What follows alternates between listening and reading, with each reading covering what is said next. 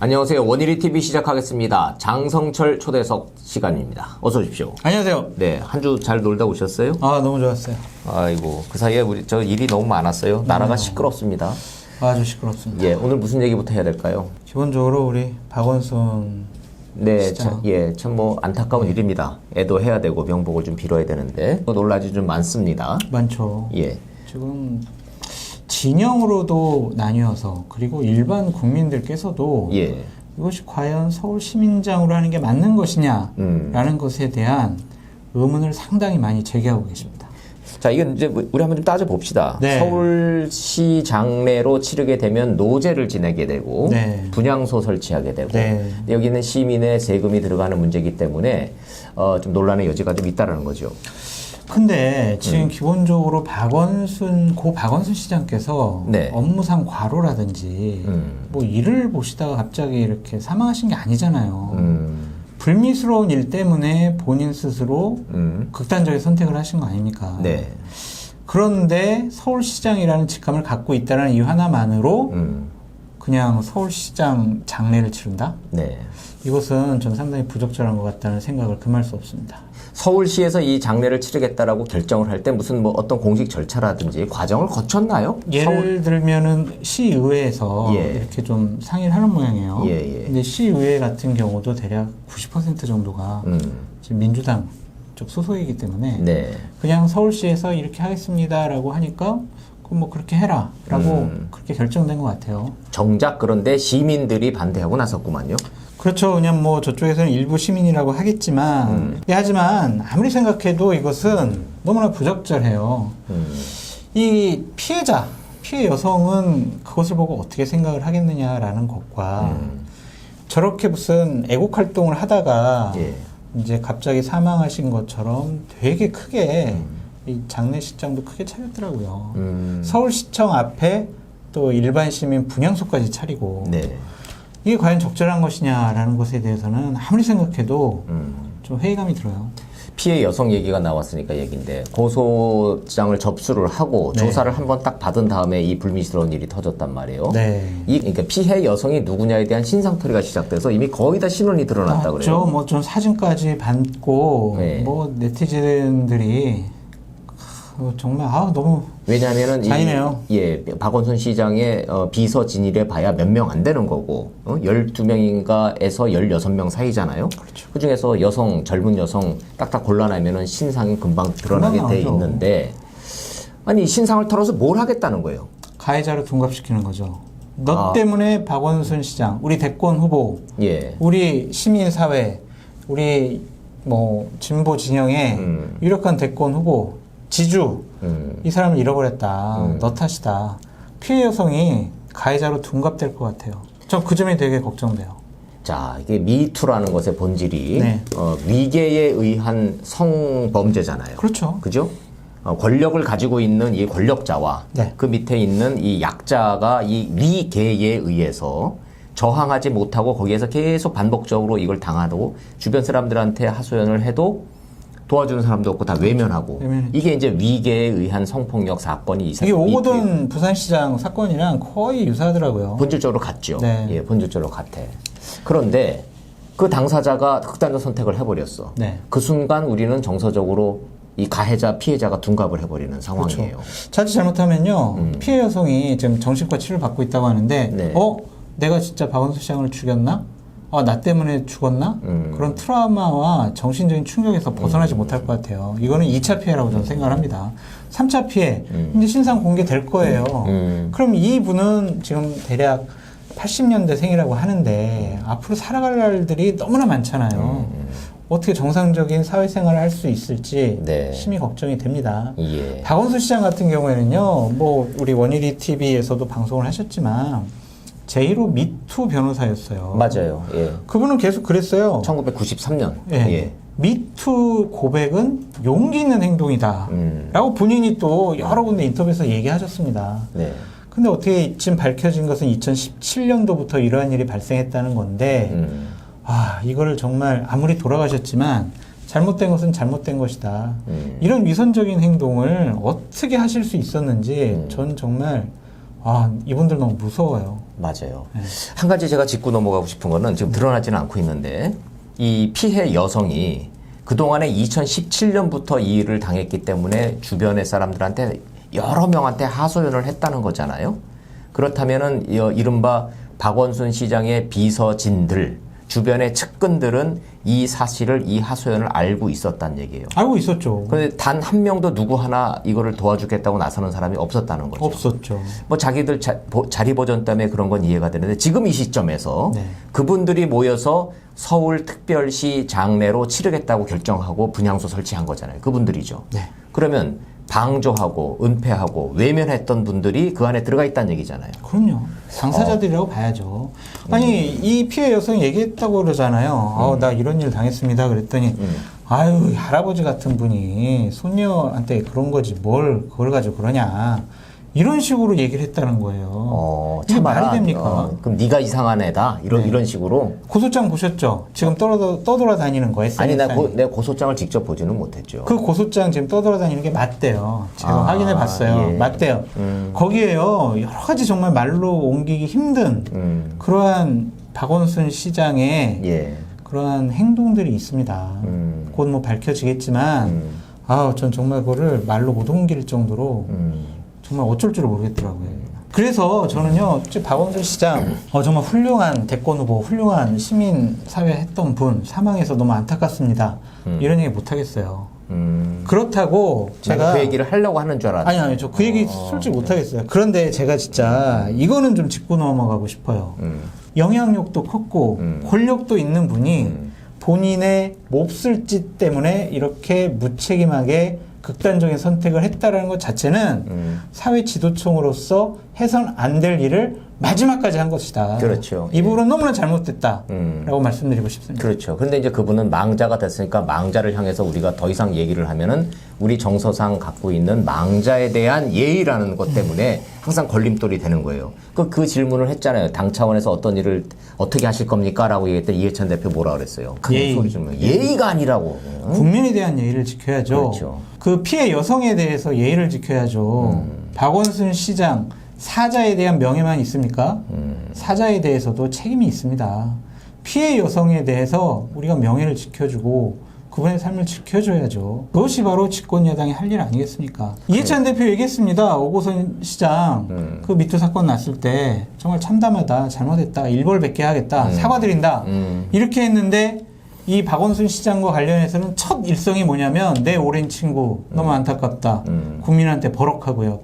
이게 말이 됩니까? 집권여당 대표로서 상당히 부적절한 행동과 말을 하셨다라고 말씀드립니다. 얘기 나온 김에 우리 이 얘기 좀 한번 좀 생각 좀 해봅시다. 이른바 극단적 선택 있잖아요. 네. 뭔가 잘못을 저질러요. 네. 그게 드러나요. 네. 이제 곧 문제가 될 것 같아요. 그러면 극단적 선택을 해버려요. 네. 그리고 난 다음에 영웅시되고 그 뒤에 계속 추모하는 분위기로 가는 거. 네. 그리고 매번 이게 반복이 되고 있죠. 네. 그러면 그 죽음 후의 정치적 의미는 뭐예요?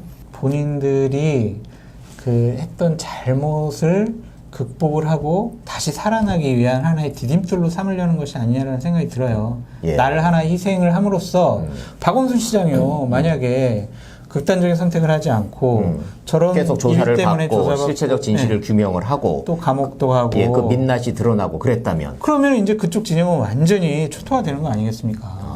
근데 그거를 본인의 극단적인 선택을 함으로써 막은 거죠. 자기 선에서. 아니 나는 막았다고 생각하잖아요. 망자가 뭘 막겠어요. 본인은 그 선택을 하는 거고 네. 그 뒤에 벌어지는 영웅화, 추모화, 애도화 그리고 가해자, 피해자의 둔갑은 네. 그 뒤에 남은 추정자들이 만드는 프레임인 거예요. 그렇죠. 그거 굉장히 위험한 거다라는 아니 거야. 그러니까 예. 박원순 시장이 극단적인 선택을 했으니까 그것을 이용을 해서 그 추종자들이 그렇게 하는 거 아니겠습니까? 예. 결국에는 노무현 전 대통령, 노회찬 전 의원 이분들도 다 그런 선택을 했어요. 그런 학습 효과가 있는 거예요. 그 그렇죠. 진영에. 그렇죠. 그죠? 예, 이게 너무 안타깝다 이거예요. 그러니까요. 이 박원순 시장 훌륭한 일 많이 하셨잖아요. 물론 시장직을 뭐 수행하시면서 특정 진영의 편에 서서 상당히 좀 노골적으로 그쪽 진영의 편만 들지 않았느냐라는 비판도 받았지만 어쨌든 살아온 삶은 공이 상당히 많아요. 그렇죠. 대한민국 시민사회의 이 운동의 그 수준을 한 단계 업그레이드 하는데 일조한 공이 분명히 있는 분이라요. 그런데 이 장래 문제 때문에 반대편 진영으로부터는 상당히 정말 모욕적인 얘기도 많이 들을 거란 말이에요. 그러니까 장례식 조용히 치러라. 저렇게 무슨 애국지사가 돌아가신 것처럼 네. 크게 저렇게 추모관 만들고 예. 노제 지내고 분향소 만들고 이러지 않았으면 좋겠어요. 네, 더군다나 그런 거를 하면은 서울 시민의 세금이 들어가는 거잖아요. 그렇죠. 예산 들어가는 거지 하는 거잖아. 그러면 시민사회 운동권에서의 그 죽음을 애도하고 싶으면 시민사회가 자기들끼리 돈 모아서 자기네들이 추모하면 되는 거예요. 그렇죠. 하고 싶으면 하라 이거예요. 아니, 10년 전에 했던 그 유언에도 그렇게 남겼잖아요. 그냥 아무한테도 알리지 말고 조용하게 치르고 화장해서 부모님 묘소에 내 거 뿌려달라. 이렇게 했거든요. 그대로 해주시란 말이에요. 이거를 정치적으로 이용하지 말라는 얘기입니다. 좋아요. 자, 그럼 우리 이제 관심사인 네. 내년 4월 재보궐선거가 판이 커졌어요. 더 커질 수 있습니다. 왜요? 그러니까 지금 부산시장 해야 부산시장은 되고, 어차피 이제 공석이니까. 서울시장 해야 될 거고요. 네. 지금 곧 대법원 판결 남아있는 경기도, 그 다음에 경남도, 자칫 잘못하면 4군데가 열릴 수 있을 것 같습니다. 최대 4군데. 네. 그다음에 이재명 지사가 대법원에서 살아나면 네. 뭐 넘어가는 거고 김경수 지사도 지금 돌아가는 거 보면 잘하면은 되돌릴 수 있다라고 지금 그러고 있으니까. 네. 그러니까 최소 2군데, 최대 4군데니까 재보궐선거가 대선 1년 앞두고 미니 대선이네. 이거 이런 적 처음인 것 같아요. 그렇죠. 네. 광역단체장 4군데 재보궐선거를 한다는 건 처음 있는 일 같은데 상당히 의미가 있습니다. 왜냐하면 대선을 1년 앞두고 하는 것이기 때문에 예. 민심의 풍향계가 어디로 가는 것이냐라는 것. 이렇게 그 단체장들이 잘못됐고 그 선거를 하게 됐는데 만약 민주당이 또 이기게 되면 네. 다음번 대선은 통합당은 이걸 해볼 수도 없겠구나라는 그런 자괴감과 좌절감을 예. 줄 거예요. 그러니까 여든 야든 내년 4월 재보궐선거가 정치적 운명을 가를 아주 중대한 고비가 되는 거는 이제 피할 수 없게 된 거예요. 피 터지게 싸울 겁니다. 그렇죠. 아마. 그런데 여기서 이제 시청자 여러분들이 그거 아실려나 모르겠네. 민주당 당원 당규상 원칙대로 한다면 네. 부산시장이든 서울시장이든 공천을 하지 않는 게 원칙이라고 그러는데 맞아요? 그러니까 민주당 당원 96조에 가면은요 선출직 공직자가 부정부패에 연루돼서 예. 직위가 상실되었을 때는 재보궐선거에서 우리가 후보 추천을 하지 않는다. 후보 추천하지 않는다라고 돼 있어요. 후보를 추천하지 않는다라고 당헌에 딱 못 박아놨죠. 96조. 96조. 그거 국가로 따지면 헌법 같은 거죠. 헌법이죠. 근데 그거요. 현재 문재인 대통령께서 민주당 당대표 시절에 만든 당원이에요. 그 당시의 취지는 도덕적 우월성이 있는 정당을 만들기 위해서 당헌도 이렇게 만들겠다라고 딱 만들어 놓은 거야. 그럼요. 그렇죠. 야, 근데 그 상황이 지금 2건이 발생을 했어. 그렇죠. 부산시장하고 서울시장. 근데 참 안희정 지사도 있잖아요. 예, 충남지사. 예. 그러니까 이분들이 다 지금 이 미투 때문에 이런데 내년에 하여간 이 재보궐선거가 4군데든 2군데든 이 선거가 향후의 정치 지형과 구도에 상당한 정말 큰 영향을 끼칠 것 같아요. 좋아요. 그러면은 뭐 옳다 그르다를 떠나가지고 현실적인 질문. 네. 그럼에도 불구하고 민주당은 부산시장, 서울시장 공천한다 안 한다? 하죠. 당원을 무시한다 아니면은 당원을 바꿔버린다? 당원을 무시할 거라고 보여집니다. 상황 변경론. 상황이 바뀌었다. 대선을 1년을 앞두고 있다. 예. 우리가 가장 중점 들어서 공략해야 될 서울과 부산의 예. 광역단체장 선거에 우리가 후보를 내지 않으면 우리의 전반적인 지역적인 기반이 무너진다. 그렇기 때문에 우리는 후보를 안 낼 수가 없다. 국민 여러분 양해해 주십시오. 라고 할 것 같아요. 서울시장 그냥 공천 안 하고 뺏기고 부산시장 뺏기면 서울하고 부산 넘겨주고 나면은 대선 치르는데 불가능하겠죠. 그렇죠. 그러니까 현실적으로 뭐 그런 당헌 때문에 뭐 눈치를 보고 이걸 공천을 해야 돼 말아야 돼 고민조차도 안 할 거다. 그러니까 예를 들면 이게 부정이냐 부패냐 또 막 이렇게 또 자기들끼리 해석 가지고도 싸울 것 같아요. 부정 부패로 인해서 낙마를 했을 경우라고 돼 있으니까 이거는 미투 사건은 부정도 아니고 부패 사건도 아니다. 그러니까 뇌물 사건이라든지 권력형 비리라든지 이런 게 아니지 않느냐. 이건 개인적인 문제 아니냐. 예. 개인적인 뭐 시장이 자기 집무실에서 일했는데 우리 당이 어떻게 하느냐. 그건 우리가 알 수가 없다. 이런 식으로 빠져나갈 것 같아요. 저는. 그래요. 예. 그래요. 좋습니다. 예. 다음 주제로 가겠습니다. 추미애 장관과 윤석열 검찰총장의 7일간의 싸움. 누가 이겼어요? 장 소장님 보시기에는? 추미애가 이겼죠.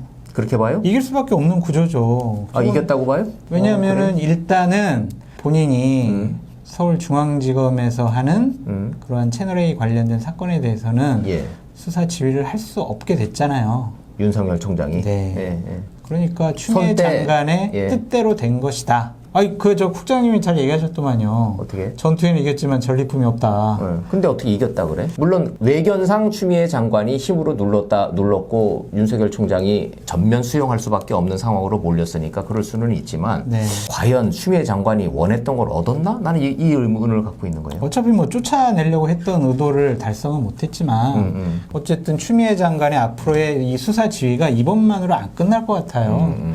그때마다 결국에는 그만두지 않으면 검찰청법에 나와 있는 대로 따라야 되지 않느냐. 매번 수사 지휘권을 발동해? 예를 들면은요, 권력을 향한 여러 가지 수사들, 네. 네. 그런 것들에 대해서 추미애 장관이 이거는 나중에 공수처에서 하도록 할 테니까 예. 너 손 떼. 이제 그런 식이 될 거란 얘기죠.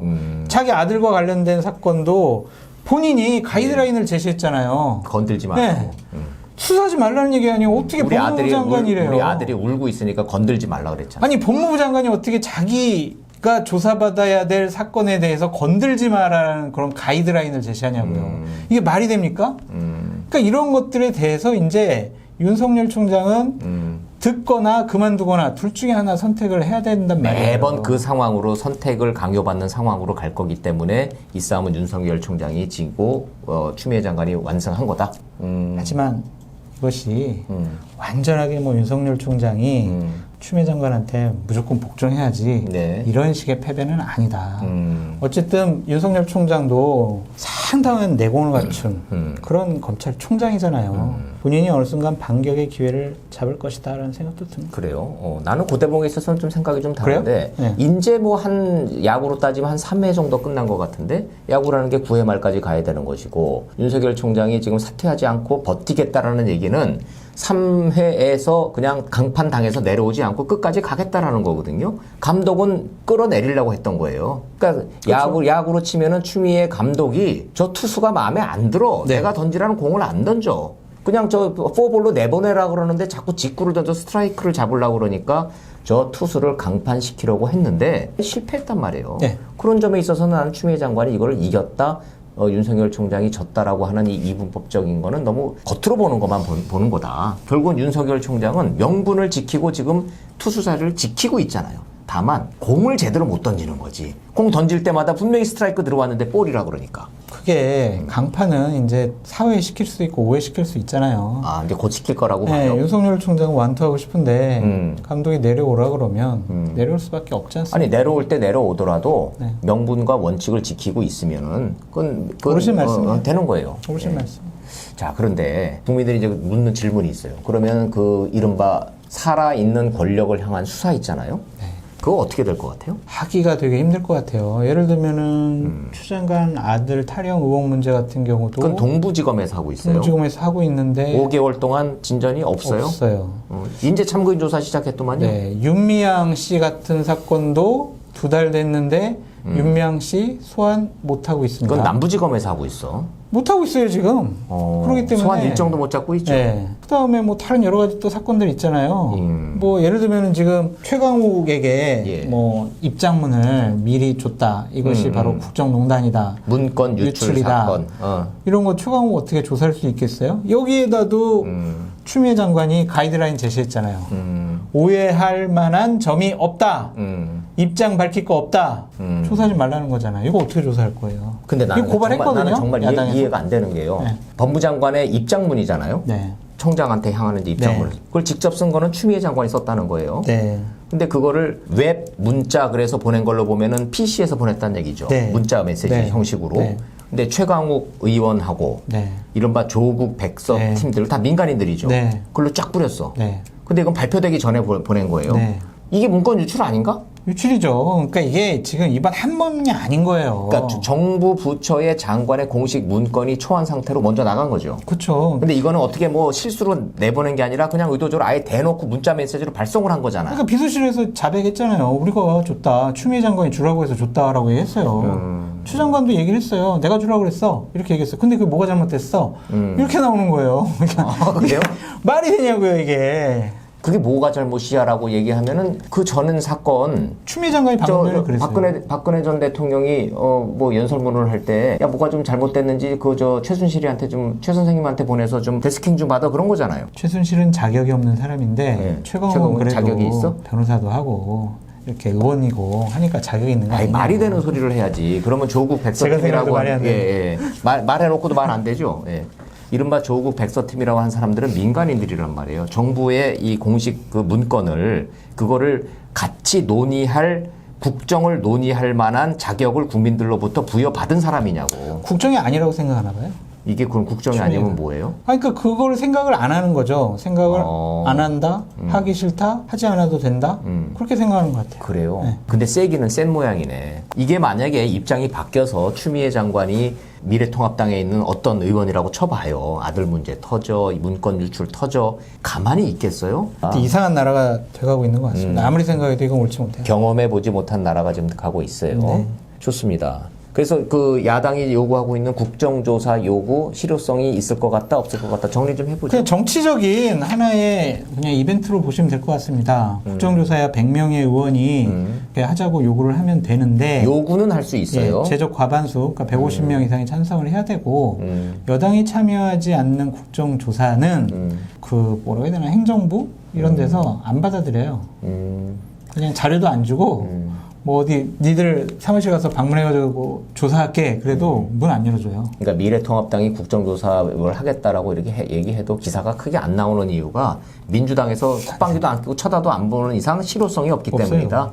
뭐 해임건의안, 특검, 국정조사 다 그냥 정치적인 공세로 그칠 것 같다. 아. 너무나 저쪽에 의석수가 많아요. 예, 그래서 안 돼요. 그렇군요. 예, 좋습니다. 그 부동산 대책 발표됐죠? 네, 또 발표됐어요.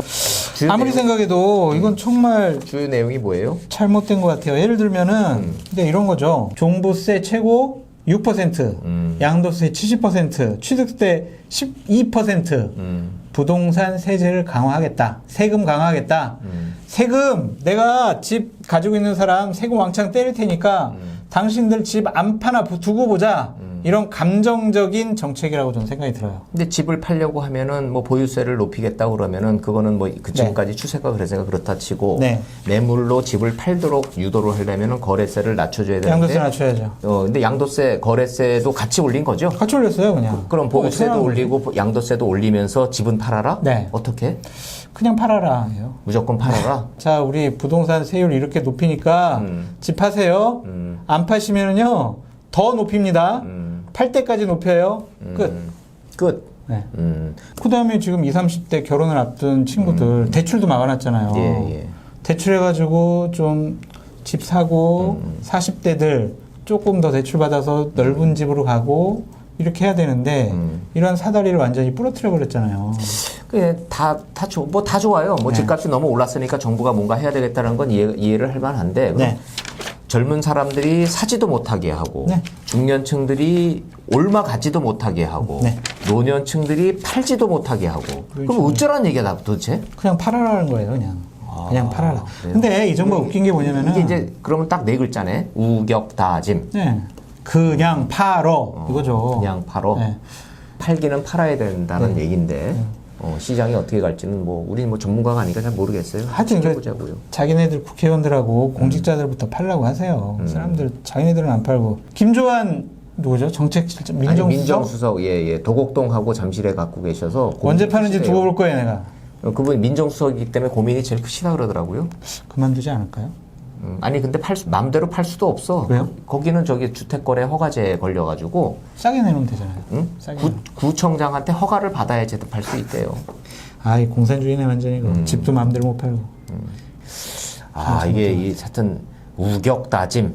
하여튼 끝까지 가보겠다라는 거니까. 네. 그러니까 지금 이 정책에 신념과 감정이 들어가 있어요. 그러니까 정부 정책을 그렇게 해서 되겠냐고요. 저는 이건 아닌 것 같아요. 박근혜 맞아요. 이명박 정부가 상당히 잘못된 일을 많이 했습니다. 하지만 부동산 시장, 집값만큼은 좀 안정적으로 관리한 부분이 있거든요. 그때 어떤 정책을 썼는지 한번 반면교사 삼았으면 좋겠어요. 이렇게 규제 일변도, 징벌적인 규제 일변도의 정책으로 집값을 잡을 수 없다라는 게 지난 4년 동안에 입증된 상황이잖아요. 그런데 그 징벌을 더 높인다. 이게 맞냐고요. 공부 못하는 애한테 야, 너 공부 못하면은 너 용돈 없애고 밥 안 줘, 옷도 안 사줘, 이제는 집에서 내쫓겠대. 그럼 애가 공부를 더 잘할 수 있냐고요. 그러니까 이 부분을 좀 정책 전환을 했으면 좋겠다는 생각이 들어요. 그래요. 제가 아무리 반대 진영에 있는 사람이긴 하지만 어쨌든 나라가 잘 돼야 되지 않습니까? 이거 좀 제발 부탁합니다. 아니 뭐 진영 논리를 떠나서 정치를 하는 데서 궁극적인 목표는 국민들을 잘 살게 하기 위해서 하는 거죠. 그래서 너무 힘들어요. 네, 근데 이게 모든 세대들이 모든 지역에 있는 분들이 다 고통지수는 높아졌는데 뭔가 좋아지는 건 없다. 가격은 계속 오른다. 이거 뭔가 좀 잘못된 것 같기는 한데 좀 보죠. 예. 근데 맨날 김현미 보죠. 장관이 맨날 보죠, 맨날. 뭐 맨날 두고 보자지 뭐. 우리 할 수 우리 전공이 그거잖아. 두고 보자. 김현미 국토부 장관이 집값이 오른다 그러니까 박근혜 정부가 박근혜 대통령이 규제를 그때 다 풀어버려가지고 이런 일이 벌어졌다라고 전 정권 탓을 했어요. 야당 탓도 했어요. 야당 법안 탓도 처리 안 법안 처리 안 해준다고. 그랬더니 경실련에서 네. 그 박근혜 탓하려면은 지금 감옥에 가 계시는 박근혜 전 대통령한테 처방도 물어보라고 그랬더라고요. 예. 근데 그래서 생각나는 건데 박근혜 전 대통령 지금 판결 났죠. 네, 대법원에서 파기환송해서 20이 난 거야. 20이 맞아요. 났어요. 그래서 검찰이 35년 구형했는데요. 그냥 20년 선고가 나왔습니다. 20년 선고. 그러니까 국정농단하고 국정원 투스 활동비 상납 예. 이건데요. 이것과 관련해서 하여튼 총 20년 병합심사를 해가지고 지금부터 20년 더 살아라. 좀 살으셨으니까 좀 깎이지 않을까요? 예, 그래요. 한 근데 뭐 16년? 국민들 입장에서는 박근혜 전 대통령이 몇 년 형량을 받았는지 이제 관심이 있을까 싶기는 해요. 풀어줘라! 저는 이렇게 말씀드리고 싶습니다. 어떻게 풀어줘? 이제 일주일 안에 예. 검찰이나 박근혜 전 대통령 측에서 예. 이제 상고를 하지 않으면 예. 대법원에 다시 상고를 하지 그럼 않으면 확정 판결이에요. 되는 거예요. 그럼 대통령께서 너그러우신 마음으로 음. 사면을 해주시면 어떨까? 그러니까 저 그렇게 대통령의 말씀드리고 사면권을 발동을 해서 전직 대통령이니까 이제 그만 풀어줘라 이 주장을 하고 있는 거예요? 그렇죠. 그러니까 박근혜 대통령 저도 뭐 박근혜 대통령 만드는 그 캠프에서 여러 가지를 했지만 박근혜 대통령 시절로 되돌아가고 싶지는 않습니다.